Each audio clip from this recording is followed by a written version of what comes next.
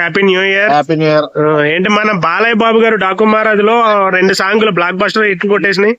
ఇప్పుడు 3వ song item song ఊర్వశితో వస్తదని చెప్పేసి అంటున్నారు.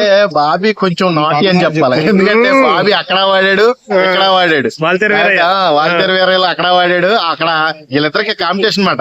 అక్కడ వాడితే ఖచ్చితంగా బాలయ్య దాంట్లో వాడవలసిందే, బాలయ్య వాడితే ఖచ్చితంగా అక్కడ వాడవలసిందే. వీళ్ళిద్దరికి ఫస్ట్ నుంచి వచ్చిన కాంపిటీషన్ ఇది. కాబట్టి ఎక్స్పెక్టేషన్ అయితే బాగా పెరిగింది. బాబీ గారు ఈ నాటి చేష్టలు కూడా బాగా ప్రజలను ఆకట్టుకుంటాయి ఖచ్చితంగా.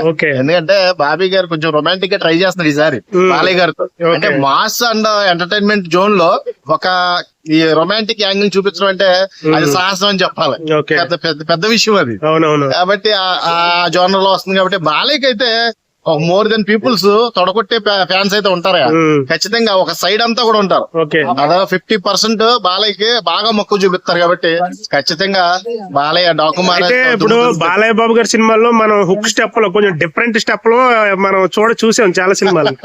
అంటే చిరంజీవి గారితో ఊర్వశి పోటీ పడి వచ్చింది. ఇప్పుడు ఈ సాంగ్ లో ఏమన్నా అట్లాంటి డిఫరెంట్ స్టెప్ ఏమన్నా ఎక్స్పెక్ట్ చేస్తున్నా. ఎందుకంటే మొన్న బాలయ్య గారితో ఒక స్టెప్ ఏది బాగా వర్ష పెట్టి తీస్తారు చూడు ఆశ, అది ఎలా ఫేమస్ అయిందో ఈసారి కొంచెం నడుము మీద ఏమన్నా ట్రై చేస్తే బాగుంటది బాలయ్య. అంటే ఎక్స్పెక్టేషన్ అదే ఉంటది జనాలకి. ఏంటంటే పైకి ఏదో మా బాలయ్య గారు అలాగే ఇలాగ అంటున్నారు కానీ మామూలు మోర్ దెన్ పీపుల్స్ కావాల్సింది అదే. రొమాంటిక్ బాలయ్యే కావాలి.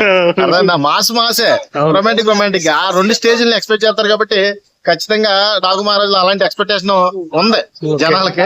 ఇంకొకటి మనోడు చాలా రౌద్రంగా కనబడుతున్నాడు సినిమాలో. మొత్తం కూడా చాలా సీరియస్ క్యారెక్టర్ అనుకుంటా. మధ్యలో జనాలని అప్పుడప్పుడు కొంచెం ఎంటర్టైన్మెంట్ చేసే పార్ట్స్ మటి ఈ పార్ట్స్ కూడా వర్కౌట్ అయితే సూపర్. అయితే గుర్రంతో తీసే షార్ట్స్ ఏవైతే ఉన్నాయో వాటికి డూపును వాడితే కొడతానన్నారంట. అవును, రియలిస్టిక్ గా చేసాడు. అవునండి, చాలా కష్టపడ్డాడు. బాలయ్యకి యాక్టింగ్ అంటే పిచ్చి. వాళ్ళ నాన్నగారి నుంచి చూసి ఆయన మొదలెట్టి ఆయన కూడా ఒక నెంబర్ 1 హీరోగా 4 స్తంభాల్లో ఒక స్తంభంగా నిలిచాడంటే ఆ యాక్టింగ్ పిచ్చే. కాబట్టి బాలయ్య అంటేనే ఒక ఉప్పెన. అలాంటి ఉప్పెన్ని తట్టుకోవడం బాబీ వల్ల కాదు. కాబట్టి బాబీ కూడా బాగా కష్టపడుతున్నాడు. కష్టపడిన దానికి న్యాయం చేసే బాధ్యత బాలయ్యది. సంక్రాంతికి వెయిటింగ్ కలెక్షన్ సునామీ కోసం వెయిటింగ్.